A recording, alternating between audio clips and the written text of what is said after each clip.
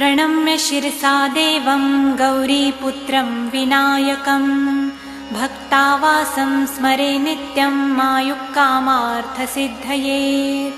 प्रथमं वक्रतुण्डं च एकदन्तं द्वितीयकं तृतीयं कृष्णपिङ्गाक्षं गजवक्त्रं चतुर्थकं लम्बोदरं पञ्चमं च षष्ठं विकटमेव च सप्तमं विघ्नराजेन्द्रं धूम्रवर्णं तथाष्टमं नवमं भालचन्द्रं च दशमं तु विनायकम् एकादशं गणपति द्वादशं तु गजाननं द्वादशैतानि नामानि त्रिसन्ध्यं यः पठेन्नरः न च विघ्नभयं तस्य सर्वसिद्धिकरं प्रभो।